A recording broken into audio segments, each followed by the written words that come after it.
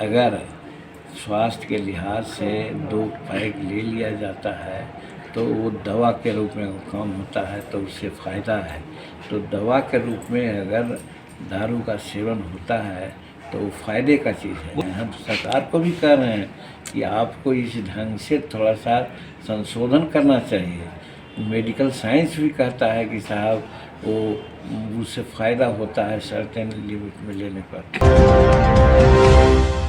सरकार की सहयोगी हम पार्टी के प्रमुख जीतन राम मांझी ने एक बार फिर शराबबंदी कानून पर निशाना साधा है। उन्होंने कहा कि नीतीश सरकार को शराबबंदी कानून को संशोधन करना चाहिए।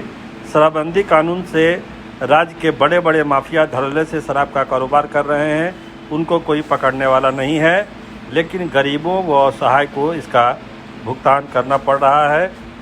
जो गरीब लोग हैं, जो नासमझ लोग हैं, वो जेल के अंदर जा रहे हैं।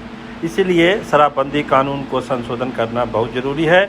इसके अलावा जीतन राम मांझी ने कहा कि केंद्र की सरकार जो है वो गरीब विरोधी है। जिस तरह से जीएसटी बढ़ाया जा रहा है रोज़मर्रा की चीज़ों पर, उससे लगता है कि केंद्र सरकार को गरीबों की कोई चिंता नहीं है।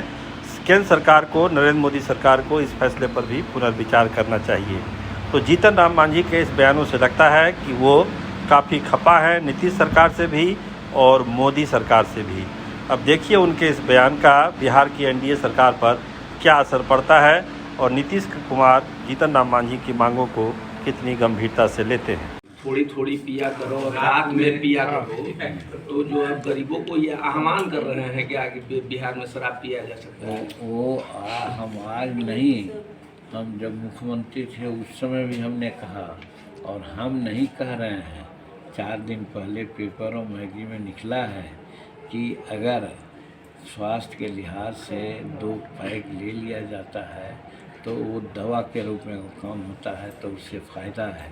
तो दवा के रूप में अगर दारू का सेवन होता है तो वो फ़ायदे का चीज़ है। वो तो पॉइंट आपका सही है, लेकिन यहाँ तो शराबबंदी है, यहाँ वो तो फंस जाएगा बेचारा जो पिएगा दवा। तो उसका लाइसेंस है, लाइसेंस लेकर के लोग करता है, लेता है। हम तो सजेशन देते हैं, हम सरकार को भी कह रहे हैं कि आपको इस ढंग से थोड़ा सा संशोधन करना चाहिए। मेडिकल साइंस भी कहता है कि साहब वो उससे फ़ायदा होता है सर्टेन लिमिट में लेने पर। लेकिन हम जो बोलते हैं तो वायरल तो होबे करेगा, लेकिन वास्तविकता को समझना चाहिए कि उसका कारण एक ये भी है कि हमारे गरीब तबके के लोग हैं, अगर कहीं पर थोड़ा सा दारू ले करके पी लिए हैं तो ब्रेथ एनालाइजर उसके मुंह में लगाया जाता है। तो सर गरीब तबके के लोग को दारू पीने के लिए सर कहाँ से सर बिहार में मिलेगी सर? कहाँ से मिले तो आप नहीं जान रहे हैं? नहीं सर, कहाँ से मिले ये तो हम लोग पत्रकार हैं, हमको तो पता नहीं है सर। आप भी पता नहीं तो गलत बात बोल रहे हैं। आप बिहार के नागरिक हैं। अच्छा सर, शराबबंदी के बाद भी शराब में धड़ल्ले घूम चल रहा है, उस पर क्या करेंगे सरकार? हम कह रहे हैं कि सही बात है कि शराबबंदी के बावजूद भी शराब की बिक्री और शराब का कंजप्शन में बहुत कमी नहीं आई है। हालांकि सरकार बहुत प्रयास कर रही है इसके लिए, और शराब बंद होनी चाहिए। शराब से बहुत दिक्कत होती है, लेकिन व्यसन के रूप में लेकर के ऐसा लोग करते हैं और उस पर कड़ाई होती है, तो जो पदाधिकारी हैं बीच में आड़े हाथ ले लेते हैं। वो गरीब लोगों को पकड़ते हैं, अमीर जो हज़ारों हज़ार कार्टून में खेलते हैं उनको लोग छोड़ देते हैं। या यहाँ भी बड़े आदमी हैं जो रात में पीते हैं।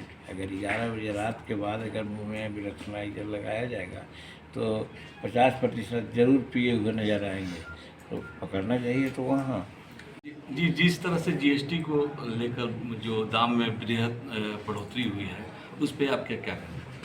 नहीं, अभी के संदर्भ में अगल बगल के देशों में जो फाइनेंशियल क्राइसिस हुई है, उस चीज़ से बचने के लिए उन्होंने जीएसटी में बात किया है। एक तो ऐसी ही हर चीज़ का नाम बढ़ा हुआ है, और जब सरकार में चुनाव हो रही थी सरकार आने के लिए, उस समय यही कहा गया था कि महंगाई को हम लोग रोकेंगे, बेरोजगारी को हम लोग रोकेंगे। लेकिन ये जीएसटी को में बढ़ोतरी करके या और सब चीज़ में तो देख रहे हैं कि हर चीज़ में जीएसटी इम्प्लीमेंट हो रहा है, तो हम समझते हैं कि ये जन विरोधी कदम है। इस कदम पर सरकार को पुनर्विचार करना चाहिए और सरकार के पास बहुत से ऐसे संसाधन है जिससे कि आर्थिक समृद्धि की जा सकती है।